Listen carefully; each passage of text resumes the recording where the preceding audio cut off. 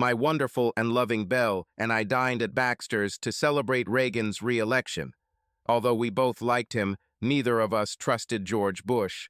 There was something about him that seemed insincere to us, but sometimes you have to take the good with the bad.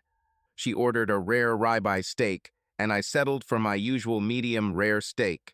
And then I saw her, and my throat tightened, and a heaviness arose in my stomach, from which I almost choked on a piece of meat. I grabbed a glass of iced tea and took a few sips to clear my throat. At first I hardly recognized her, but it was impossible to forget her, no matter how hard I tried over the past 20 years. Her once dark hair with a hint of blonde was now streaked with gray, and she walked with a cane and a limp, her right leg dragging along the floor. Luckily, the waitress seated her closer to the entrance so she couldn't see us. If she stays here longer than us, we will have to pass her to leave, unless we find another way out. The last thing I wanted was to bring her back into our lives, even for a brief moment of chance meeting, and yet my heart sank with pain at the sight of this woman whom I had once loved more than life itself. Belle looked at me, saw my expression, a mixture of concern, sympathy, disgust, and followed my gaze across the room until she saw Nancy herself. Her eyes widened in surprise. "Vince, do you want to leave? I'm sure we can get out the back door somehow." "No, dear, I've already left this ghost behind." I hope that's true, I thought. My anxious thoughts were interrupted by our waiter, who brought another basket of sour bread. Looking at Belle sitting next to me in the booth and at Nancy across the restaurant, I suddenly remembered it all, and I was overcome with memories of 20 years ago, when my life was completely different, taking me back to one of the most sacred days of the year, Good Friday, March 27th, 1964. Soon after our wedding, Nancy and I came to a comfortable division of responsibilities. She did the housework, and I did the hard work and cooking. Nancy worked as a cashier at the savings bank where we worked, and was never home until 6:30, sometimes 7, so it made sense for me to cook dinner every weekday, except on Fridays during football season. I didn't perceive it as an unpleasant duty. On the contrary, I liked it, and I liked the creative component of the process. Besides, I could eat what I wanted, and not something she hastily prepared at the last minute. She wasn't kidding when she said she couldn't cook at all. On weekends, we would go out to dinner, sometimes a fancy place, sometimes a casual place, but we always went out somewhere. It was as much fun as going to the movies or shopping, and gave me a break from the kitchen. Family life was nothing like it was portrayed in the happily ever after books and movies, and I was tiptoeing half the time, afraid it would explode over some imagined insult. Sometimes she would come home furious for no reason, and sometimes she would be as sweet and loving as I could ever ask for. Early in our marriage, Nancy kept the house immaculately clean, sometimes to the point where it became an obsession. God help me if anything was out of place, even by an inch or two. The carpets were vacuumed every morning before she left for work and again in the evening before she went to bed. Twice a week, every bathroom was scrubbed so clean you could eat off the floor. She was so tired of cleaning that sometimes there was no intimacy for an entire weekend, and sometimes for a whole week. And the next week she loved me like a dissolute woman, completely opposite from the one she was a couple of days ago. Life with Nancy was an emotional roller coaster with no end. Yet I loved her and remained true to the vows I made to God, her, and almost everyone we knew. If I made a promise, I could be trusted to keep it, no matter the personal or financial cost. During football season, my unmarried assistants always took over practice at 5:30 so that Joe, the other married coach, and I could be home in time to have dinner with our wives. Every year after the season ended, I left campus at 3 o'clock in the afternoon and headed home, sometimes working on my model trains.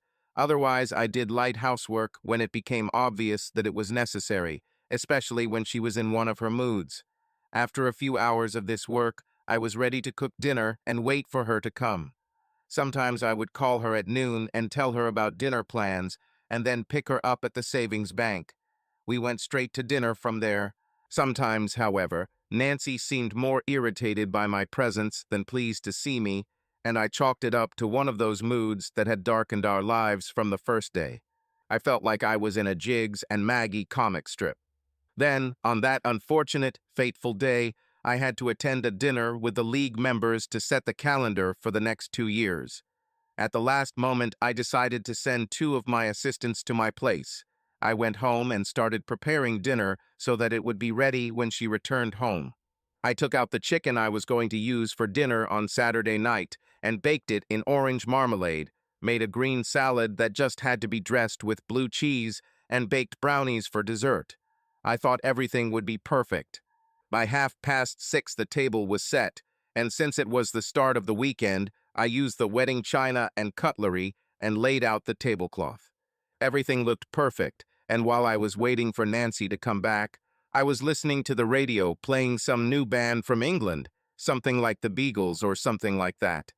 The girls at school liked them, but I was more into the local kids, the Beach Boys, and some of the singers like Barbara Lewis. Her song, Hello, Stranger, could have broken my heart, and even now the song makes me sad. Apparently, I was a romantic at heart, which was necessary to compensate for the violence that filled who ruined my life. Sue me. The news was talking about more troops being sent to Vietnam, and I had a bad feeling. Working with teenagers forced me to protect them as much as I could. Vietnam seemed like something from inside a hell from which there was no way out. Listening to the news, I felt uncomfortable, as if I had seen a train wreck, and I could not do anything. 6:30 came and went, and like a fool, I began to worry that the chicken would dry out before she arrived and the salad would wilt. Luckily, cold brownies would still taste okay, but my idea of hot brownies with ice cream no longer worked. At 7 o'clock, the chicken unfortunately went from the oven to the refrigerator. I tried to eat the salad, but ended up throwing it in the trash can outside. I stood on the back porch, watching darkness cover the coast. It wasn't the best idea, but I was so hungry and disappointed that I ate half the brownie. I turned off the radio. The news about Vietnam made me sick. Why didn't she call? My imagination conjured up everything from a flat tire to a fatal accident, and I stayed close to the kitchen phone in case I got a call from my wife or the police. The house was so quiet that the ticking of my grandfather's clock was beginning to drive me crazy. I stopped the pendulum. It won't be easy to get them going again, but I suddenly realized I didn't care anymore. The watch could have fallen apart, as it seemed to me, a damn thing that constantly reminds me of every second she was away from home. When 7:30 struck, I was very worried, excited, and ate the rest of my brownies. Of course, I thought, the bank employees had already finished counting their damn accounts. I called the savings bank, but all I heard was a dull recording of opening hours. If something had happened, the police, the hospital, or Nancy herself would have called me by now. Should have called me by then. I had enough, and after checking all the windows and doors, I drove to the back parking lot. I don't know if it was good or bad that her bright yellow sports car was parked there and the building was dark and empty. It was already 8, dark and cold, as I sat in my 57 in the far corner of a large parking lot behind a row of shops. Two concrete walls came together and formed a deep shadow. The radio was turned off so that I could hear everything that was happening, and no one could approach me unnoticed. Even though I had military training in self-defense, I still had to be careful. I was no less worried than I was during the Cuban crisis, when the world almost went nuclear 2 years ago and my reserve battalion was mobilized. I had to leave her alone to cope as best she could. Now, looking back, I thought she handled it pretty well. While the Soviet Union was threatening the world, now my personal world was under threat, which really mattered to me because without her, there was nothing more. At 9 o'clock in the evening, I got tired of it, and having locked the Chevy, I walked up to the blue convertible, pushed the seat back, and drove home. No matter how angry I was, I still wasn't stupid enough to put it on my street. Although the street was lit from above, he hoped that he would not be noticed under the hanging branches of the Chinese elms that lined the street. I remembered the day I bought this beautiful blue car. For her. I talked to the salesman at Kenneth Chevrolet. He was very pleased, almost delighted. The commission from this sale had certainly added to his Christmas budget, I thought, that's for sure. What you are doing is wonderful. Not many men are willing or able to give their wives a vet for Christmas. These stingrays are incredibly popular and hard to find, especially now, so we're lucky to have found this one for you. When you love someone, I said, as much as I do, it's easy. She is the most important person in my life. I don't know what I would do without her. Okay, here's what we have. The base price of the convertible is $4,037. Leather seats another 80. Tinted windows 16. Hardtop 236. Limited slip differential 43. Axle 3.08 only 2. Reinforced brakes 43. 327 horsepower with fuel injection 430. Automatic transmission 199. Power steering 75. Aluminum wheels 322, tires with white sidewalls 31, rear lights 10, FM radio 174 and special performance package 1818. Total, second, 7 on 516 plus sales tax, preparation and delivery 17,875. So, coach, will it do? I wrote out a check for $7,800, signed it in a big way and gave it to the seller. The Stingray was an incredible sports car, and I couldn't wait to see her face when I brought it home. This car was fantastic. The 327 fuel injection made the car go like a rocket, and I installed every option on it, including an automatic transmission. The first day and that night were the only times I drove it myself. Whether I would ever drive it again remained unknown. It seemed like it was a glaring symbol of what was missing in my life. At about 10 o'clock, I heard her key scrape in the lock, and she almost tripped as she walked inside. I slowly got up from the sofa where I had almost fallen asleep and walked over to her. She smelled of smoke, sweat, stale beer, and something else I couldn't quite place, but it seemed like something I should recognize. Damn, I thought, what a damn fool I am. My wife was surprised to see me at home, and her face turned red for a moment before turning into a stony expression. Nancy, dear, what happened? I asked, trying to figure out what kind of excuse she could come up with. Someone stole a car, and I was at the police station. She headed to the bedroom, still in her heavy winter coat and carrying a silver clutch, which I had seen for the first time. I followed her down the corridor. I thought she would be more upset about losing the vet and would at least tell the police what really happened. When she stopped at the closed bedroom door, I almost ran into her. Are you okay? Have you been with them all this time? Who was with you? 4 hours. What did they say? Why didn't you call me? What could you do? She answered sharply, moving from one leg to the other. If she were a man, I thought, she would have already swung. Somehow her personality changed again in the morning. Then she sang along with the radio at breakfast. I commented on her joyful mood, and she immediately shut down. I could be with you and take you home. That's what I could do. Who brought you home, after all? I'm tired and going to bed. Good night, Vince, she said, without answering my simple question. We went into the bedroom. Nancy, honey, I have dinner ready for you, I said, giving her one last chance to sit down and maybe talk before my anger could make me do something that we would both regret. Well, at least I would. I knew she was hiding something, but I still didn't understand what or with whom, even though my stomach was tight and I wanted to vomit all those brownies I had recklessly eaten earlier. Nancy walked into the bathroom, still wearing her winter coat, and closed the door.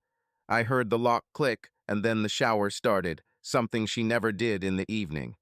At least that's what I started to think about when I was home. I waited until she fell asleep. She could probably sleep even during an atomic explosion. I remember thinking, after a passenger plane flew low over the house one night, and she didn't wake up. I didn't want to go to bed, not after all this anyway, and I probably never would go to bed again after this. I didn't know what to do. Her behavior did not seem worse to me than other times when she fell into depression that lasted for weeks. God, my baby was so spoiled. Going into the laundry basket, I found a revealing red dress. Picking it up, I remembered that she came in wearing a coat. I've never seen this dress before. He still reeked of cigarettes and something else that I still couldn't quite put my finger on, but it seemed familiar. Wherever Nancy's underwear was, I didn't know, and now I didn't care anymore. Although maybe not, if only because of personal pride. Someone was trying to make me look like a fool, and I wasn't going to put up with it. Whatever acceptance I had shown of her behavior before came to an abrupt and final end. I used to be a fool, but now. The bitter truth was staring me in the face. I threw the stinking dress into the grocery bag and returned to the kitchen, where I washed my hands until they were as red and painful as my broken heart. As far as I knew, my wife had never cheated on me, and that's why it was so difficult for me to accept everything that was happening. Although it was already indecently late, I called my brother to return my old car. A little after midnight, we returned. I drove Nancy's vet to my brother's house. Although my brother was waiting for an answer, I said nothing. There was nothing to say, and I saw him shake his head when he thought I didn't notice. I forgave and accepted many of her strange mood swings over the 5 years of our marriage, because I loved her more than life itself. I took my marriage vows seriously. If I gave my word on something, I kept it. It's just a shame that no one else was so bound by these rules, or at least most people were. I had forgiven a lot of her even weirder behavior lately, but this was something I couldn't forgive, and I needed to figure out how to proceed. If she really did what I was now thinking, then the marriage no longer existed. It was destroyed by her own actions, freeing me from my vows and everything they implied. The obvious kick her out sounded tempting, but I didn't want to get destroyed in the divorce proceedings. I knew there was a smarter way than to get crushed by these crazy California divorce laws where the woman gets everything. As I was getting out of the car, my brother extended his hand. "Whatever it is, you know I'm here," he said. "Whatever it is." "Thank you. I'll let you know." I walked back into the house, wondering how long it would be before it exploded. I turned on the TV and was stunned by the news of a major earthquake in Alaska.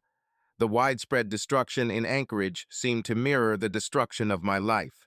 Eventually, I fell into a restless sleep, and the dreams I had came straight from hell. The next morning, I woke up at 6 in the morning as usual, despite how little sleep I had slept. But it was more difficult to remember where I was. I slept in the chair and was a little stiff from the night there. The TV was still on. Its bluish glow illuminated the room. The dinner table, of course, was still set from the night before. I left him alone and went to the kitchen to make an omelet and toast. It's a pity that there is no beer in the house, I thought. I could use it now.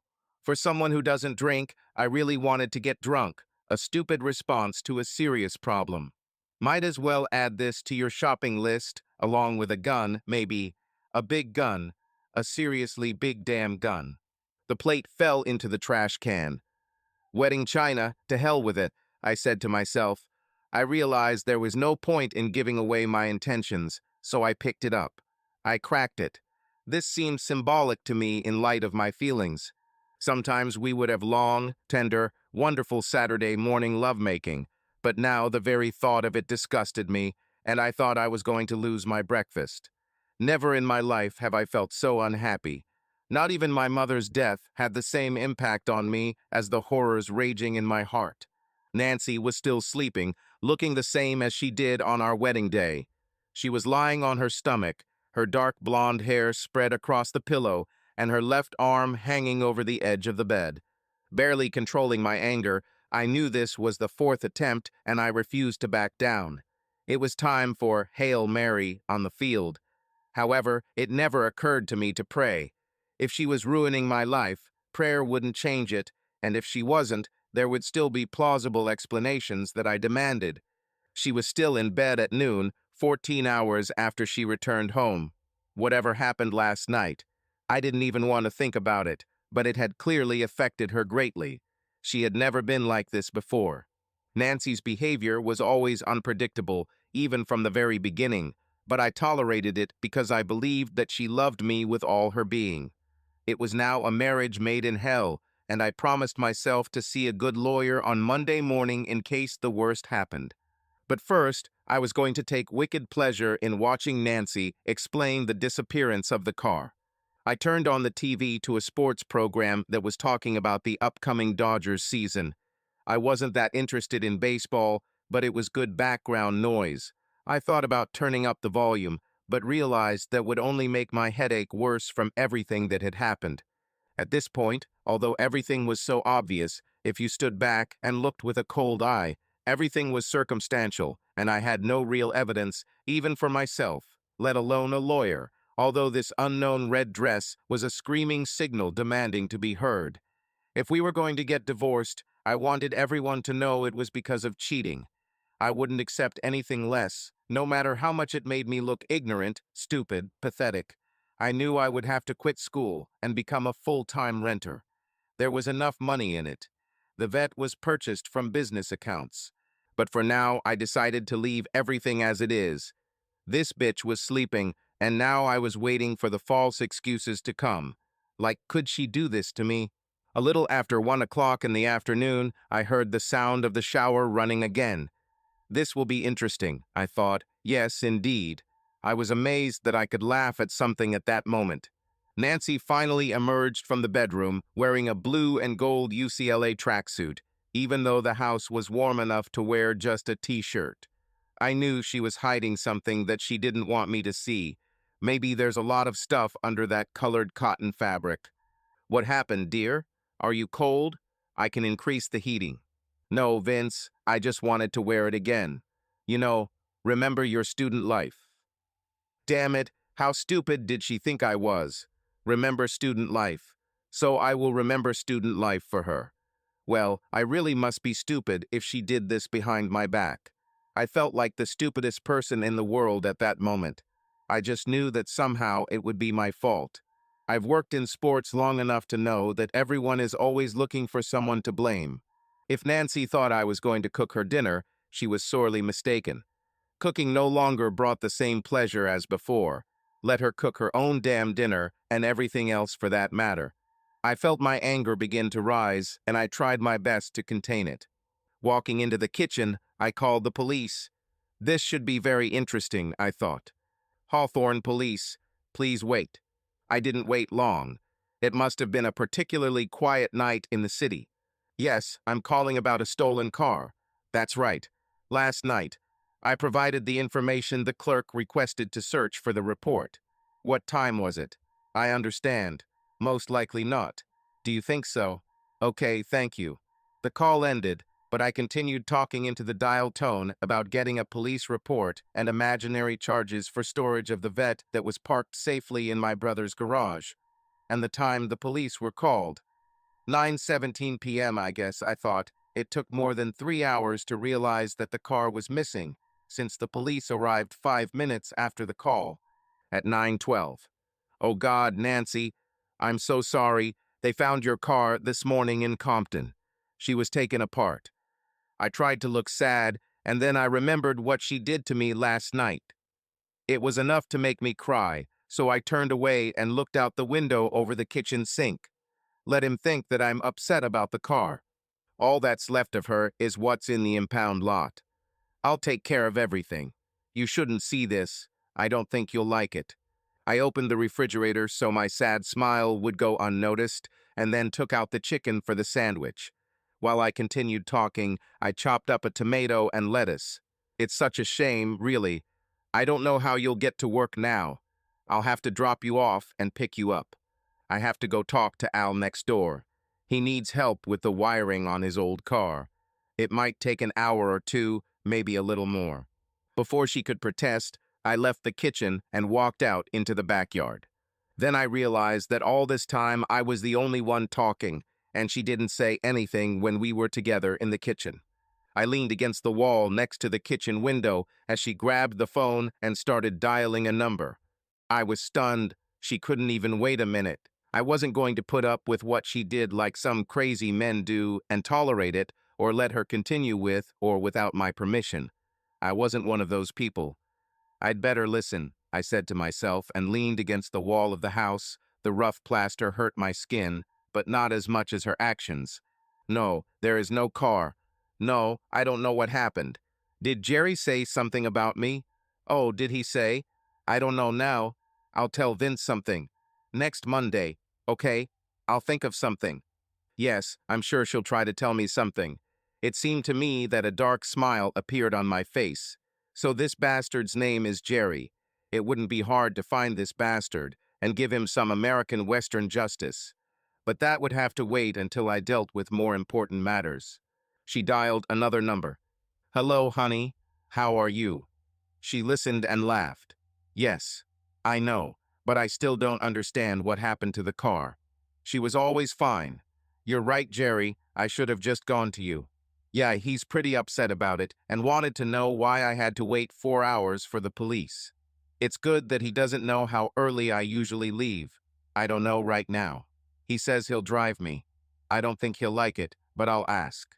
I'm still a little sick." "Him? Of course not. This is just for you. I will never let him do this and never will." "Oh yes, next time, darling, next time." "Bitch," I said to myself. I knew what she was talking about. "You'll give it to him and not me, right? Damn you." Now was the time for cold, calculated revenge. I went to my 57 and pulled the ignition fuse out from under the left side of the dash. This was easier than removing the distributor cap. My Chevy wasn't going anywhere. Now that I think about it, the vet was in my name since I bought it with money from a business account. I laughed and walked towards Al's house. After some time, we drove south in his ancient '38 Chevy, just like my ideal life. I was wondering. Every damn away match, I was out until midnight and sometimes later. This had to be the time she cheated on me. Heck, maybe even at home games, I didn't have any information about when she actually arrived. How can you constantly check the stands during a football match? I remembered the first time I called her during an away game and no one answered. I called 5 times that night and she never answered. When I asked her about it the next morning, she made up some story about how she must have fallen asleep and not heard the bell. Now I heard her telling her friend that she was leaving work at least an hour earlier than I thought. Damn it. What if she brought this someone to our home, to our bedroom, to our bed? And now she wants something a week from Monday. Damn bitch. Crap. Al looked at me and winced. I was going to say something but changed my mind. I'll probably get around to it soon. We stopped near Huntington Beach, ate a couple of burgers, and drank a pitcher of beer. "Okay," Al said, "I can't go all the way to San Diego." "What's happening?" "Nancy is cheating on me, bitch. That's what's going on." "I can't fucking believe it. We've only been married for 5 years. Damn it." "It's not that we were married for only 5 years. The thing is, we were married for 5 years. I took another sip of beer, too excited to even get drunk, and then my face caught fire. "Oh damn, I forgot about the bank. Come on, we have to go back." The old car, now powered by a new V8, made record time driving back 27 miles north to Hawthorne, and when we arrived at the savings bank, I almost ran inside. Opening my wallet, I pulled out a list of account numbers, and when I approached the cashier's window, I was going to ask about the current balances, but changed my mind. Instead, I filled out receipts for $1,000 withdrawals from each account. "Thank you, Mary." She was the only African-American woman working there, and I always tried to be polite after I noticed that the other women avoided her. Even Nancy herself was not too pleased when I spoke to the woman. So what if she's black? She's still a person who deserves respect, and a very nice person to boot. $1,000 for this account, 83594. $1,000 for this account, 83595, and $1,000 for this account, 8360. You look a little sad today. What? Oh, sorry, Mary, just a little tired, that's all. How are you today? She looked around and leaned closer. You know how it happens. She looked around again. I knew what she was talking about, but I knew that I would never be able to understand the pain that she was experiencing. Mary took the information and found the latest account balances. Since I didn't have real passbooks, she would have to write out temporary receipts for each account and put them in the cash register. But in the end, she came back with the bad news I was expecting. I looked at it over and over again. There's no money there. Sorry, Vince. I don't know what to say. I smiled and left, having received all the necessary information and hoping that no one noticed. Each piece of paper showed me the balance of each account, and each one was almost empty. I knew Mary wouldn't say anything. I tried to remain calm, but I felt my heart beating so hard in my chest, and it seemed as if there was a pounding noise in my ears, and my head felt like it was being squeezed in a vice. Nancy never deposited my checks or hers, and must have hidden the money somewhere else. I stopped. At that moment, a woman in a stylish business suit approached me. "Hey, Vincent, is everything okay?" "No, Mrs. Green, I have a little problem with my accounts. Please come to my office, and we'll try to figure it out." I followed her to the other side of the bank, where the escrow offices were located. The woman closed the door and motioned for me to sit down. She knew my mother from school and continued their friendship until her death. "Vincent, calm down. I won't be able to help you if you're so excited. Now start from the beginning, and we'll figure something out." "Mrs. Green," I began. "Vincent, I've known you since you were born. You know, I asked you to call me Alice." She smiled warmly, waiting for me to calm down. I calmed down enough to tell her the whole story, from the ruined dinner to the 2 calls to Nancy and the bank accounts. "Let's see, okay?" She took the withdrawal receipts. "Wait a minute." Alice discovered that Nancy had 4 different accounts, each containing thousands of dollars. That's where the missing money was. But what to do with it? I was so damn disappointed, and Alice could see it on my face. "But," I faltered. I went back and forth between complete control and no control at all. "There are no buts here, Vincent. She took your money. Now the question is, what are we going to do about it?" Alice said, "You have to admit that the money is gone, but we will protect your business accounts right now." She took the phone and said something. A few minutes later, the assistant manager came in with a cashier's check for $120,370.62, effectively closing my savings bank business accounts. That was an incredible amount of money for someone at the time, and it was the only reason I could afford to remain a teacher and coach. "If you sign here, here, and here," he said. "Can I use your phone?" I asked. After she nodded, I called the police and canceled the report of the car being stolen, saying that we had found her and she was safe and sound. Alice grabbed her purse and headed out of the office. "Well," she asked, "are you not coming?" I jumped out of my chair and followed her. "After we deposit this check into the new Bank of America account, you invite me to dinner," she said, "and then we will go to my house." My eyes widened at what she meant. Looking at her as we walked to her Cadillac, I noticed that she just smiled slightly. "Oh God," I thought, "what have I gotten myself into? I have to tell Al to go home." With her help, new accounts, one for each building and one for personal use, were opened without problems, and I learned several accounting tips that helped me in the years to come. "We'll file it as a DBA, and we're done." As we left the bank, she anticipated my question. "DBA," she laughed, "doing business as." We used my home address, so there's no way for her to know where the money went. Just tell her that there were problems with paying wages. Let her use the money she hid to pay your bills. What will she say? "Oh my God, honey, the money has disappeared. I don't know where it went." Alice drove down Inglewood Avenue until we finally arrived at a small, almost invisible Mexican restaurant. "I think you'll like this place. Your mother and I often came here after your father died. I wonder why I never noticed it before or why Mom never mentioned it.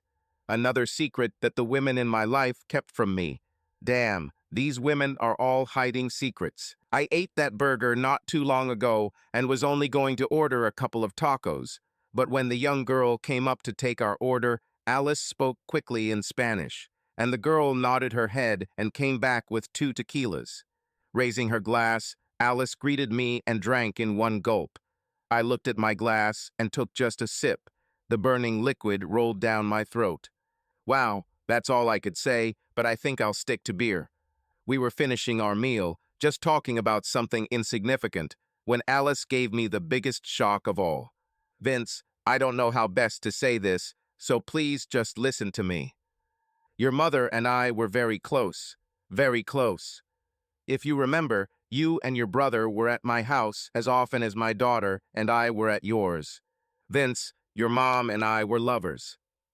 Lord Jesus, my bottle fell, hit the table, rolled down, and crashed on the concrete floor. She ignored the broken glass and hissing beer and took my hand.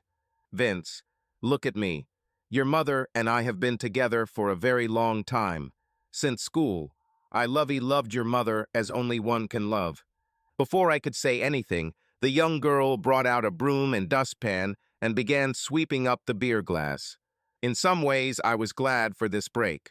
I sighed quietly and looked out the window at the busy street.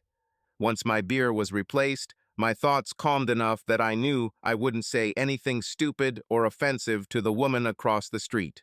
I remembered calling her Aunt Lisa and how happy she and my mother looked together. Suddenly, I realized that my right hand was gripping the fabric of my trousers so tightly that it jerked me out of my reverie. What about Dad? When your mom and Dad got married, she was faithful to him. That is, well. You know this. She loved him as a good friend, but I don't think she had that deep love that we all look for. She always said that you and your brother were the meaning of her life after he left. When your father died in Korea, well, we eventually got back together. By that time, I was already divorced. I never told Joe, but he was broken by it and went somewhere else. Honestly, I hope he's happy now. I made a huge mistake getting married. I'm so sorry I did this to him. I told him that there was no one else. I just couldn't keep up this farce any longer. I found out later that he hired a private detective. Naturally, there was no other man there, and no one would suspect the woman. I didn't want alimony. After all this, I couldn't do this to him. Do you hate me now? Her brows furrowed and her eyes closed anxiously. That was an interesting question, I thought. I don't know what would have happened if my father had not died, but as far as I could remember, my mother always loved my father. No, I'm fine, but why did you tell me this now? I don't know. I guess after everything you told me, I guess I wanted you to know that I was in your life more than you thought. Alice, it's okay.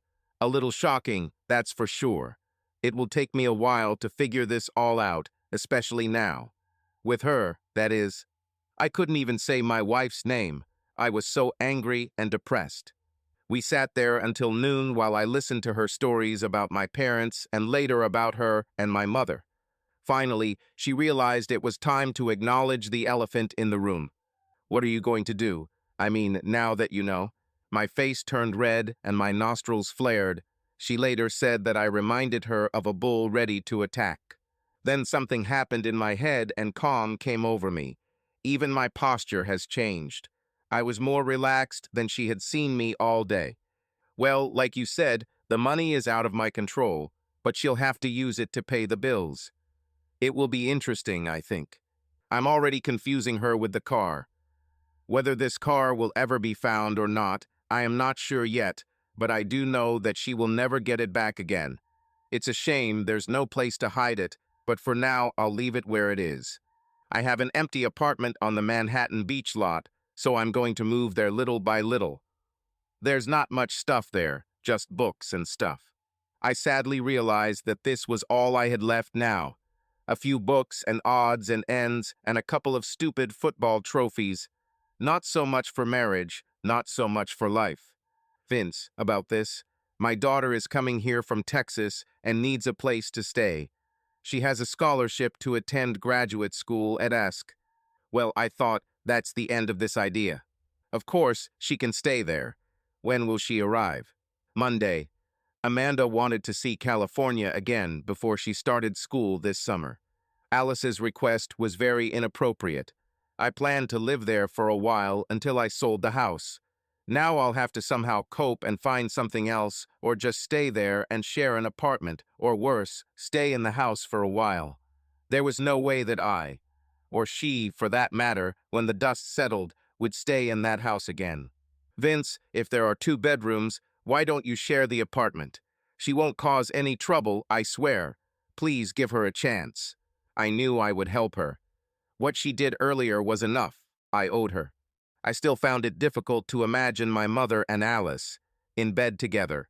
I shook my head, trying to physically push this image out of my mind. It was starting to bother me, and I wanted it to go away.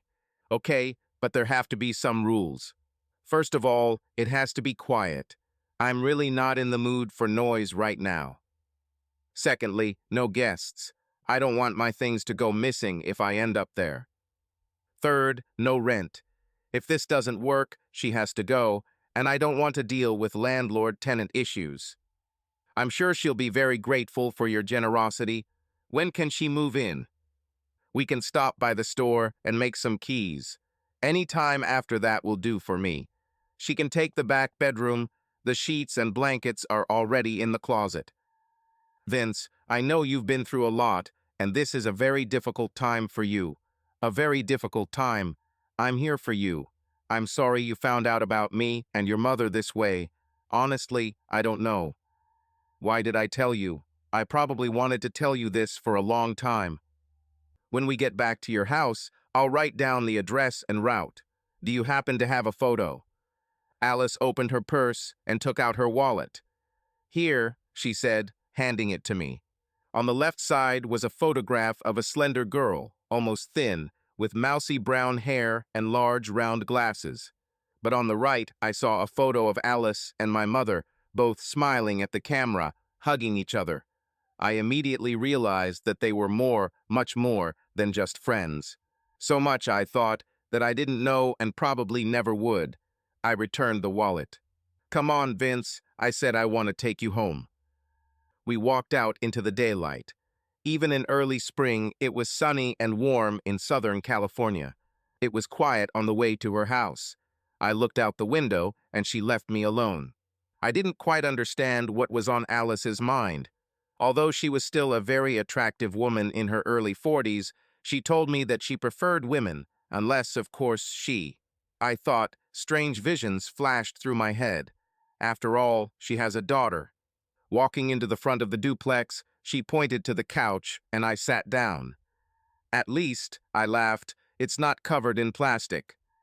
When she returned, she had 4 photo albums. Now I understand. For the next 3 hours, we immersed ourselves in the romance that these 2 women had, for the first time for me, while she relived the memories of lost time, lost love, lost life. As she drove me home, I tried to better understand who my mother was. Not completely, of course, but just a glimpse into her life. Alice kissed me on the cheek and watched as I entered the house. I called the director and told him I would take a couple of weeks off after Easter, whether he liked it or not. The priest readily agreed, not wanting to lose what he called one of the best coaches in the South Bay to another school. Saturday night was busy. Nancy stayed in the bedroom, and I stayed in the garage working on the car, even though it didn't need it. The 7-year-old Chevy was fast, thanks to the new 327 engine. I remembered her complaining about the expense, but the money came from rental income, so I did it anyway. The radio was still talking about what they called the Good Friday earthquake. It registered 9.2 points. Dear God, people in California died because of the tsunami that went along the coast. When I got tired of working on the car, it was already 11 o'clock, and I fell asleep in the chair. The last thing I wanted to do this Easter morning was talk to my friends feeling the way I was feeling, so instead of going to Mass, we went to the House of Pancakes in Torrance. When we walked in, I saw families with small children, and that's when I really realized what Nancy and I had lost. One man held his son, who couldn't have been more than 2 years old, in his arms, and I felt the love he felt for the child, even though I was on the other side of the room. I ordered the Swedish pancakes with lingonberry, and Nancy ordered her regular pancakes with buttermilk. I wasn't particularly hungry and just picked at my food, ending up only eating one. Nancy, I asked, is everything okay with us? I mean, are we? Surrounded by families, I tried to remain as calm as possible. I was drinking coffee. I hated coffee. She had a fork of fried potatoes in her hand and frowned. Of course, Vince, why are you asking? Is something bothering you? Friday night. What about her? I know there's no car, but we can buy another one. Honey, I just don't understand what happened and why you didn't call me. I already told you, Vince, I didn't think you could help. So where could I find a phone number? You found him easily enough to call the police after 9 o'clock in the evening. How about that? Listen, Vince, I thought we'd have a nice breakfast together. If you want to act like that, we'd better stay home. Listen, I'm sorry. For some reason, I found myself on the defensive. I just worried so much about you and felt helpless because I didn't know what was going on. Even I realized that I sounded like a weak, defeated man. Well, okay, I understand. I'm sorry, it won't happen again, she said. I wasn't sure what that really meant, but decided to accept it for now. I'm fine, thanks. I took another sip of coffee. It didn't make me like it, no matter who made it. Nancy, I forgot to tell you that some utility bills arrived yesterday, and they need to be paid. But I don't have your salary yet. I told you they were having payroll problems. They said they would sort it out as soon as possible. We have plenty of money in the savings account. Just use a little of it. But she shifted a little in her chair. We've been saving for a baby. You know when we're going to have one. It's okay. When the checks start coming in again, we'll just return that money later. But she lifted her fork and the potato slipped as her hand shook. What's wrong, honey? Any problems? You don't look well. Maybe you're getting sick. Maybe you should stay home tomorrow. I'll call and tell you you're sick. No, it's okay.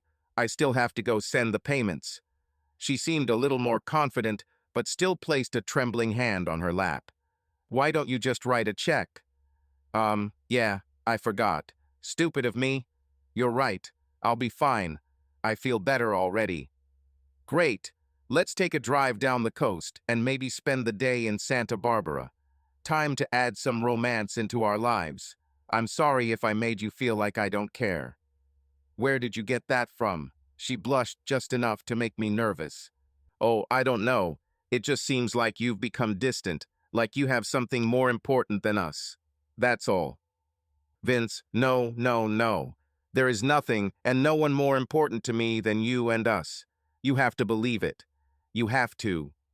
She started crying and I was confused. What's really going on?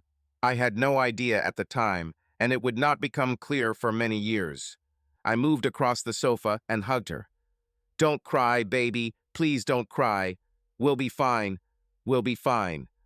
It wasn't exactly how I expected breakfast to go, but it was a good start to rebuilding what we had and what we might keep. I loved her, but could I live with her? Come on, let's go. I took her hand and helped her get up. She was still crying when I threw $10 on the table and led her outside.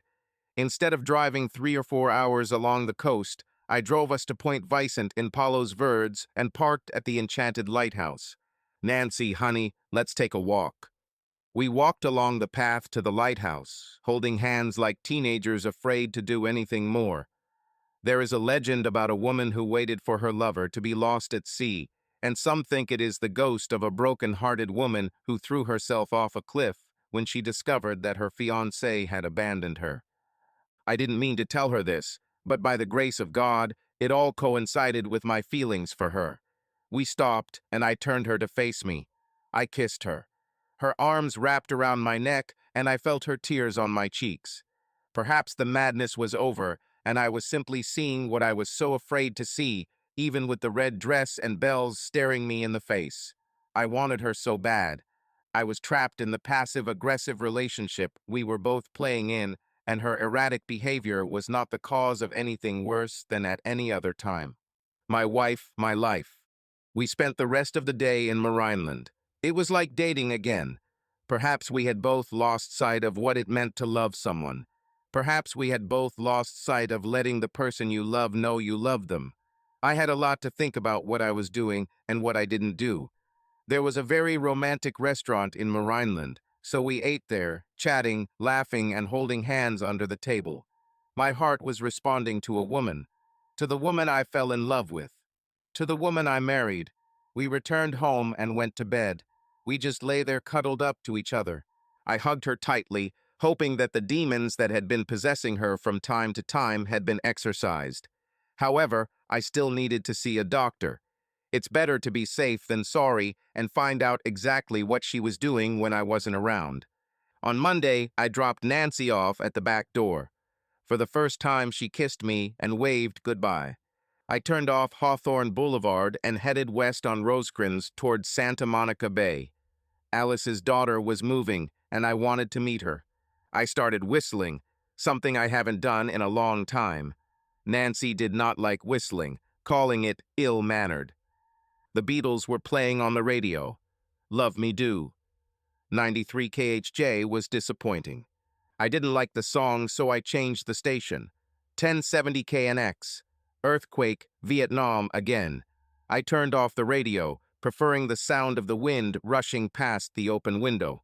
I parked in front of a building with apartments. With 20 apartments, this was a necessity, otherwise I would have to park at the end of the block and walk up the hill. I walked around the area, something I had neglected to do last week. After making sure everything looked fine, I went up to the apartment I was hoping to move into. While walking up the stairs, I met a pretty brunette coming downstairs. Even though it was still technically early spring, the day was warm, and her white shorts and almost too tight Texas A&M t-shirt quickly caught my attention, something that had rarely happened since I'd married Nancy. Stopping on the landing, I knocked on the door. There was no answer, although I heard the same Beatles playing on the radio. "Excuse me, please." The voice was like the ringing of a bell in a light breeze. "Excuse me, do you need to go?" "No, this is my new apartment." "Well then, you must be Amanda. Let me help you. I'm Vince, a friend of your mom, Alice." "Great. Now, this is starting to get hard. I'm Mandy, by the way." After she handed me the box, she opened the door and walked inside what was supposed to be my apartment. The song was still playing, "Please, Please Me." This time I listened to it and realized that I even liked it. "These Beatles are pretty good," I said, trying to start a conversation. She laughed. "Silly, it's the Beatles. You're funny." I laughed, trying to hide my ignorance, and she let me. Sometimes Nancy would nag me for some imaginary mistake or misspoken word. I couldn't control my stuttering, it just happened sometimes. My anger began to rise again. "Damn it, do you have anything else?" "Just a little more. My car is right outside. It's white. Do you want to help me?" Without waiting for an answer, she went out and almost galloped down the stairs. I caught a glimpse of her tight shorts before she disappeared from sight. "She's moving pretty fast," I said to myself and ran after her. This turned out to be true in many ways. I hoped I could watch her walk down the stairs to a small VW Beetle filled with boxes and bundles of clothes. While unpacking, Mandy told me most of her life story and about the graduate biology scholarship she received at USC. She was so glad to be back in Southern California, the promised land in her opinion. I felt good just listening to her talk, and before we knew it, it was already midday. "Let's go to lunch, a sort of welcome back to California lunch. At my expense." "Okay, I'll take the wallet." When we got downstairs, I felt guilty. This was the first time I had eaten with a woman other than my wife since I married Nancy. "Listen, I'll drive the car away and take my place. Now it will be yours." "Thank you, Vince. That's very nice of you." After changing places, I drove north to Anthony's, an Italian spot on Main Street in El Segundo. This place has the best pizza, like New York. I was waiting to take Nancy there again, but her attitude kept putting it off. Better late than never, I reasoned, smiling at this new opportunity. For some reason, at that moment, I was no longer as depressed as I had been the last few days. Sitting at the table, I looked at her. "Anything in particular?" "Honestly, if it's not pepperoni, it's not pizza. How do you like that?" "A woman after my heart, big or small." "Oh, come on, there's no such thing as a small pizza. It's called a slice." "Okay, that's great. Just know that we're not saying piece here, it's part." "You're right, I forgot. So, did you have a part recently?" She laughed when I spat the iced tea onto my pants. Mandy called the waiter and ordered the largest pepperoni. "So," she asked, "tell me, What else is there to do here besides eat pizza and surf? She gave me a Mona Lisa-like smile and watched as I sat nervously in my seat. It was obvious, I thought, that she wasn't playing a trick on me. Most men, well, boys are actually pretty dumb when it comes to women. She took another sip of her Coke and looked around for the waiter. Do you see an opportunity to return to your wife at all? The waiter interrupted my thoughts just in time.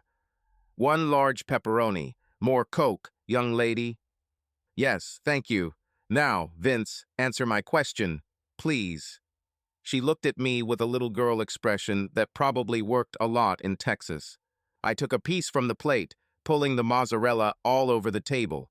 I folded it like a paper airplane and took a bite of the still hot pizza. God, she was so hot and so delicious. I chewed with my mouth slightly open, trying to let the heat escape before everything inside burned. What? I tried to buy time by wondering where it came from. I took another piece, this time cooled down, almost burning myself. Look, I know you're destroyed because of your wife and everything. I'm just trying to see if there's a chance for a girl like me. Like I said, this girl moved fast. Jesus Christ, that was absolutely insane. Mandy, I sighed. I'm just trying to figure out what's going on myself. Look, I appreciate your interest, but I don't know. I'll tell you, I'll keep you in mind. Fair. Okay, Mom told me you're not some softy. Are we okay, Vince? Yeah, we're fine. I looked at her. Behind this girl next door appearance with a fluffy tail, I realized there was a tigress. I wondered if Alice knew about this. These damn women with their damn secrets are all messing with my head. We finished lunch. Time couldn't have passed faster for me. I wanted to get away from this new shark in the water. I needed to clear my head for whatever might happen next with Nancy. Somehow I had to make it work. I still loved her. I was mad. Tuesday passed as normally as possible, given my condition. I tried to be extra nice to her and was met with a very calm demeanor when I brought her home that night. The next morning, after driving a very reserved Nancy to work, I went to see my doctor, a friend of mine. He volunteered to be the team doctor and kept a close eye on each player for injuries. If he told me the child couldn't play, then the child couldn't play. The doctor was clearly upset with me, and I could only imagine what he was thinking. He took enough fluid samples to test for every disease known to man. Now this is going to hurt. He laughed as he stuck the needle into me. This penicillin cures some diseases you might have caught. It's the most common disease right now. God forbid if she becomes resistant to penicillin. Other nasty things will take a little longer if you have them, and I hope not. Anyway, this will get us started, and I'll get back to you as soon as I can. Better yet, call me on Thursday, and we'll find out what's what. Okay, tell the woman outside to give you a lollipop. Sorry, Coach, I didn't mean to laugh at that. It's really bad. I'm sorry. It's okay, Doctor. I've already walked this path. Thank you for seeing me so quickly. I drove to Bank of America to deposit early rent checks. I stood in line, not paying much attention to other people, and was very surprised when the cashier turned out to be Mary. It was one of those fateful turning points that affect the rest of your life. She was just as surprised as I was. Smiling, she quickly processed my deposits and returned my savings books. When I returned to the parking lot, I noticed that she had inserted a note between the first and second books. I need to talk to you. Please wait if you can. I'll be free at noon. I looked at my watch, 11:35. At least it wasn't an hour later. I couldn't understand what she wanted, however. 8 minutes after noon, she left the back exit of the bank. I approached her from the car, and she saw me. Take me somewhere, Vince, please. I looked at her dark face in bewilderment. Her eyes were full of sadness.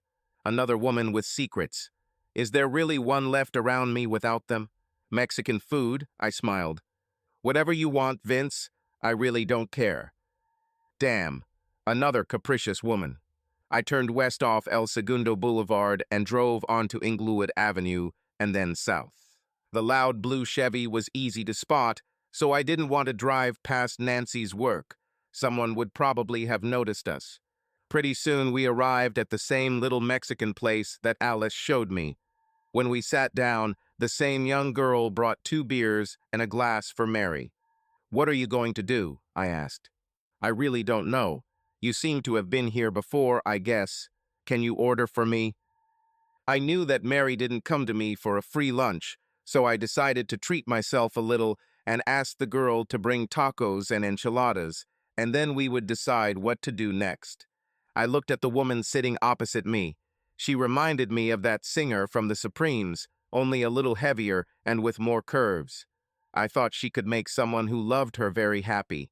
This was the second time I ate with a woman who was not my wife. "Calm down," she said. "I don't bite, at least not hard." I waited until she finished her first taco before asking, "So, dear Mary, what have I done to deserve the honor of your company?" Yes, I thought, it was smooth enough. She smiled nervously and put her hand on mine.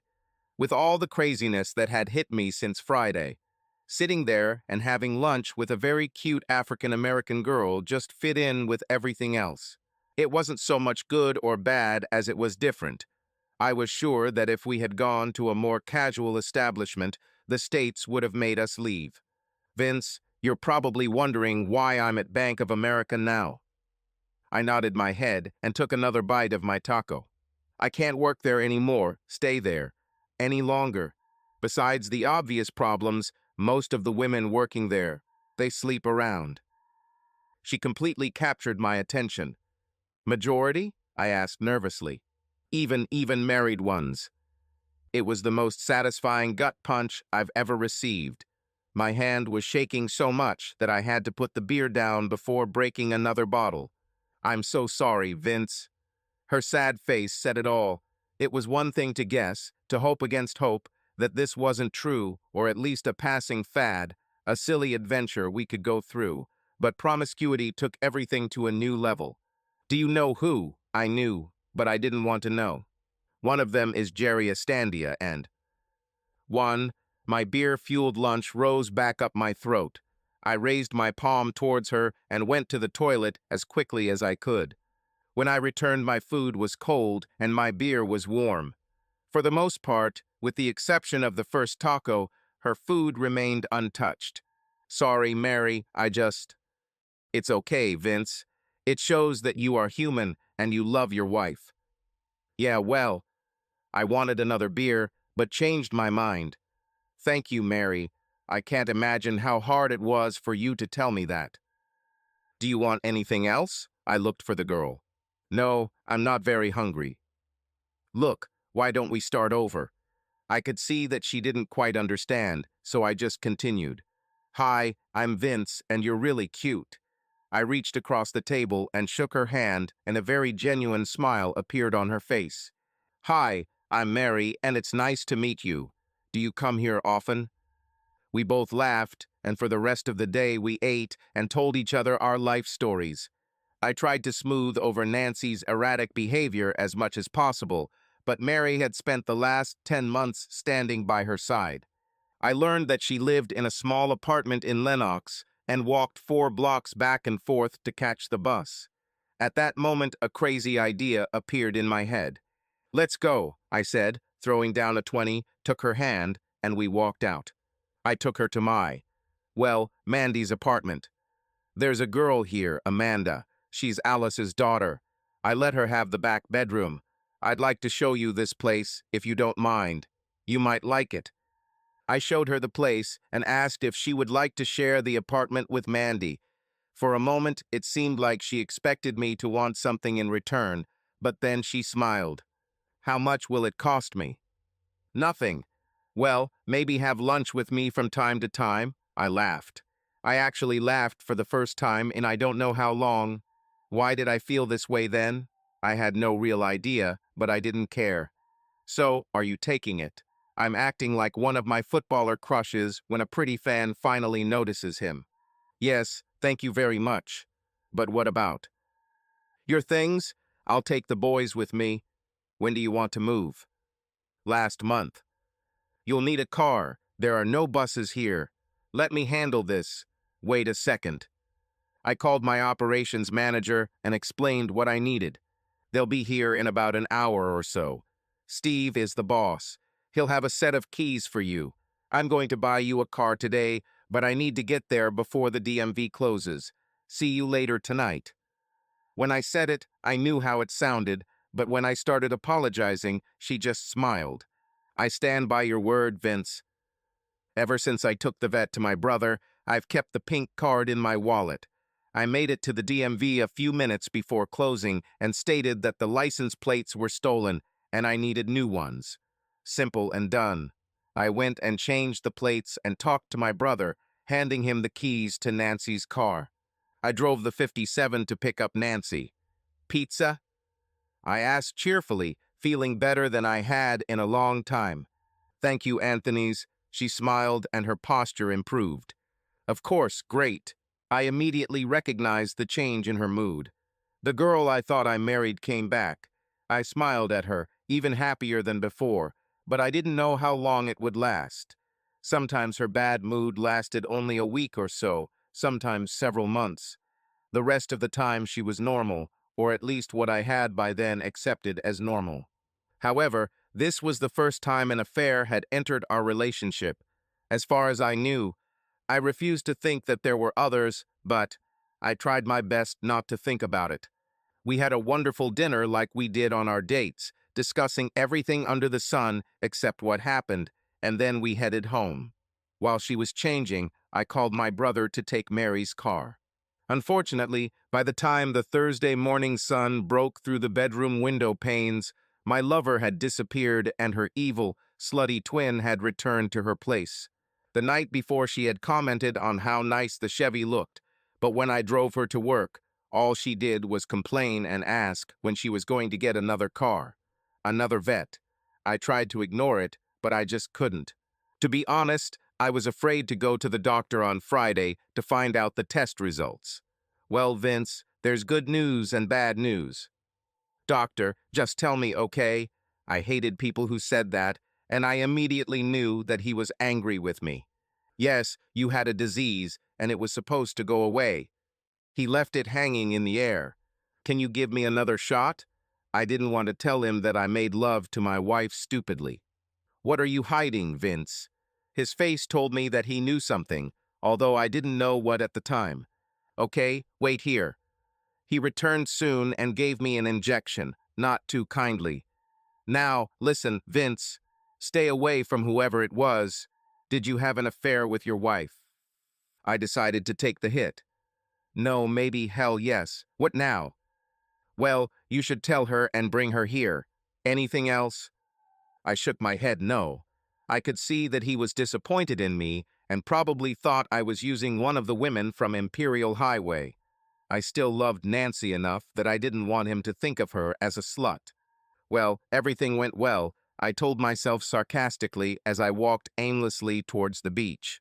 The weather was crazy this time of year, rain one day, then 80 degrees 2 days later. I walked down to the sand, sat above the high tide line, and looked out at the Pacific Ocean. Saturday, April 4th, passed in oblivion. I don't remember anything that happened that day, except that I spent most of it on the deck or in the garage, just looking out the window at the street. I knew Monday was approaching, and it weighed heavily on my heart. Sunday was very quiet in the house. I woke up at 5 as usual and took a shower. I was tempted by the idea of easing my morning excitement, but decided against it. I was completely in no mood for anything even remotely resembling sex. After getting dressed, this time in a light green shirt and beige pants, I went to the kitchen and prepared breakfast. 2 eggs, fried on both sides, some toast with jelly, and a glass of orange juice. I was hoping I wouldn't end up with an upset stomach like all those cakes on that hellish Friday night. I hoped the smell of food would draw her to the table, but she was still asleep. I watched her lying on the bed. Her rhythmic breathing was the only thing that disturbed the peaceful silence of the room. I thought about how much that sound meant to me every night as I lay awake trying to solve some problem in my head. Was it really all over? I shook my head sadly and walked into the living room to read the morning newspaper. A little after 8, she woke up, took a shower, and got dressed. I got up and went to the kitchen to cook something for her. Even though she said she didn't want to eat anything, when I put the eggs in front of her, she ate them as if it was her last meal. I was depressed. I hoped she would say something, even if it was just about the missing sports car. After breakfast, Nancy began to do small, unnecessary things to stay away from me. She spent most of her day cleaning, vacuuming the same hallway rug over and over again, and running the dishwasher over and over again. I was sitting on the sofa, still reading the morning edition of the newspaper. As usual, I started with comics and then moved on to the latest sports news. I spent a lot of time looking at the Jigs and Maggie comic. It seemed like the writers were supposed to be watching Nancy and me. At some point, I knew she would bring up the subject of the birthday party on Monday. It didn't bother me at all. I came to terms with her actions in the early morning hours as I lay and stared at the ceiling for what seemed like endless hours, trying to figure out where I went wrong, what I did wrong. Throughout these 5 years, I could not understand why her behavior was so unstable. I waited for her to try to convince me not to go there, knowing that she would make her choice. Assuming the party actually happened, of course. I was half sure that there would be no party, but when I remembered her conversation on the phone, I sadly realized that if this actually happened, my heart would be broken for the last time. Are you feeling well, dear?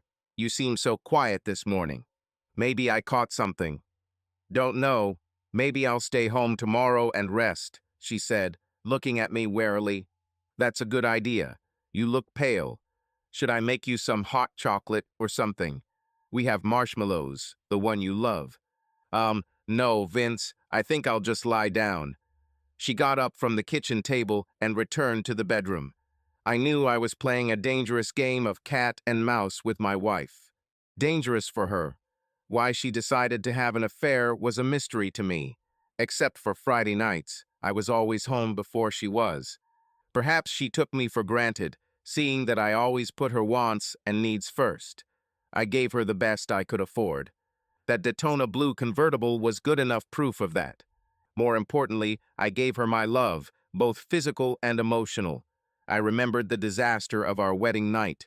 It took some time before we were able to become intimate as husband and wife, and I was patient in trying to calm the fears I believed she had. I've learned to deal with her mood swings over the years. However, this behavior seriously tested my patience, and despite all my anger and sadness, I was still not ready to throw her out into the street. I was hoping that all this could be sorted out somehow.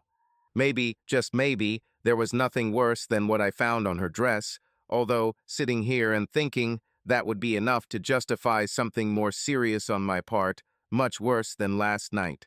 I wasn't afraid of violence. My time in the military cured me of any fears I had about it. I just didn't think it was right to lay my hand on a woman. At least not until now. I heard a knock on the terrace roof and noticed that it had started to rain again. I hated this late winter, early spring. In addition to washing away smog for days, it makes the streets dangerous. Southern Californians didn't know how to drive in the rain, and they probably never would. It just rarely rains here, but when it does. Nancy spent most of the day in bed and only came out when I called her for dinner. The spaghetti was good, hot, and quick, and held my interest for the few minutes it took to cook. She went to bed without kissing me, saying something about how she might be contagious. I wasn't in the mood to kiss her anyway and let it pass, knowing what tomorrow would bring. On Monday morning, she was like a new woman, smiling and talkative. I didn't know if it was another mood or not until she started talking. Vince, I was thinking, maybe it's worth going to the party after all. I'm feeling better now and I can go with one of the girls and she'll take me home. Here it is. I knew this was going to happen and here it is. Damn it, here it is. Trying to hide my emotions, I said. That's wonderful, honey. I'm glad you're feeling better. Are you ready to go? Yes, I'll just take my purse. I wondered which purse she was going to take, since her regular one was still locked at my brother's. She eventually came out of the bedroom with another handbag that I had never seen before, a very chic black one. It became clear to me that she was again unhappy with driving my old Chevy, but this time she didn't say anything. It didn't bother me. It was a nice car, well looked after, especially with its royal blue color. It just wasn't her vet. I had a few things I wanted to get done during the day, and then, an hour before she was supposed to leave the bank, I was going to stop by, tell her I was waiting for her, and sit there to watch her activities. And then, according to my plan, we will buy the woman a birthday present. See you tonight, Vince, but don't wait for me if you don't want to. Again, there was no kiss, although she seemed in such a good mood as I had never seen. She slammed the Chevy door, and the window glass shook. I hated it, and she knew I hated it. Her passive-aggressive behavior will get her into physical trouble someday. Maybe not with me, but definitely with someone. Well, probably me. I watched as she walked into the building, never once looking back to see if I was still there, let alone waving goodbye, as was her habit when I drove her to work. I checked my watch. It was 8:45. She was so self-absorbed that she didn't even notice that I would be more than an hour late for work. I went to the Hawthorne Apartments to do my weekly rounds. I was neglecting my responsibilities as an owner because of everything that was going on with my wife, and I knew that if I continued this way, my investment would be out of my control. I was glad to see that the maintenance crew was hard at work painting the exterior. I realized that it had been 5 years since this was last done. My God, I thought, how quickly time flies when you are immersed in the minutiae of everyday problems. I thought about inviting Mary to dinner again, but decided that might not be a good idea, especially since I needed time for the antibiotics to cure the disease I picked up from my wife. At 4:30, I returned to the savings bank. Walking inside, I immediately noticed Nancy behind the counter talking to another cashier. I walked around the corner, walked into the escrow department to Alice's office, and knocked on the door frame. "Vince, dear, come in, come in. How is my Amanda? She told me that you were very helpful to her today with the boxes, and you invited her to lunch. Quite a busy day for you, I see. Alice, there is nothing between me and Mandy, and nothing will happen, I swear." "Mandy, huh? Well, it looks like you're her friend. She allows herself to be called that only by close friends." Then she became serious. "What's wrong with Nancy?" I looked around and closed the door behind me. "You see, the thing is, I told her what happened on Saturday and what happened on Saturday night that led to Sunday morning. We were basically silent the whole weekend, and she spent most of the day in our, bedroom. However, last night she said she was too sick to go to the party when I offered to take her there. And this morning, she thinks she convinced me to let her go with another cashier. So I thought I'd get here early and tell her I'll still be waiting. Should be interesting, I think." Alice smiled slightly. "Vince, you are inventive. Almost as creative as she probably thinks she is. Why do you think so?" "Vince, I'm starting to listen more closely, now that I'm involved in this case again, so to speak. As you can guess, I'm here, they're there, and I'm a little older than the crowd. Her friend is Dolores Hall. She and Nancy have become as inseparable as thieves. Dolores is something of an easy virtue. What are you planning to do now?" I heard fear in the tone of her voice. "Dolores, huh? I thought so. The same. I'm going to wait until it's almost closing, and then surprise Little. My wife a little. Do you want to watch? I'll look, but from the front of the bank. I don't want to give away my situation to you. Perhaps you will want my help again. Okay? About 10 minutes left, right? If you don't mind, I'll just sit here with you until the doors close. Will this cause you any problems?" "No, actually. You're just discussing a possible loan for new property. How do you like that?" I settled into a very comfortable, dark leather chair. "Thank you. Thank you for all your help. And about that day at the Mexican restaurant. Sorry for my reaction. It was just unusual." She gave me a mysterious smile. "That's a good word. Unusual. So be it. About Mandy. A little slutty. I know, but I can't do anything about it. I just wanted to say that she is a wonderful girl." "Mandy, you say? Well, it looks like you've become her friend. She only allows close friends to call her that." Then she became serious. "Vince, you should stay away from her. She will only confuse you and make you feel worse afterwards. Now you need a clear mind because of Nancy. Vince, stop playing with this and listen to me. Can you hear me, Vince? I'm not speaking as her mother, but as your friend. Stay away from her. Stay as far away from her bed as possible. This was interesting, I thought. That Saturday, she wanted me to move in with Mandy. I wonder what changed between them. At least I understood where her mom was coming from. There was a knock on the door, and it opened. Miss Green, we're closing. Thank you, Mr. Canton. I'm here with a client. I'll run it when I'm done. Okay. He left, and I closed the door again. If necessary, I will take him out later. She turned to me with concern in her eyes. Well? Well? Oh, I just thought for a minute. Sorry. I looked up at the ceiling. I think it's show time, I said, getting up from my chair. The employee lounge was located on the top floor and overlooked the lobby. Alice and I remained in her office, listening to several voices, including Nancy's, coming up the stairs. I stood up and Alice joined me, walking out into the lobby of the building. Standing at the back door leading into the parking lot, I watched as she walked toward the ticket counters where she could signal to me when my wife would come downstairs. The sounds of laughter increased as people returned to the first floor. Alice nodded her head slightly. If I had not been looking for it, I would have missed this signal. Nancy came around the corner, wearing a short orange skirt and what I assumed was a light yellow silk blouse. As far as I remember, I had never seen these things before, but in truth, I had never seen the dress she was wearing on Friday night. Walking with his arm tightly around her waist was a handsome, well-built man whom I took to be Jerry. They didn't notice me until they stopped in front of the door where I was standing.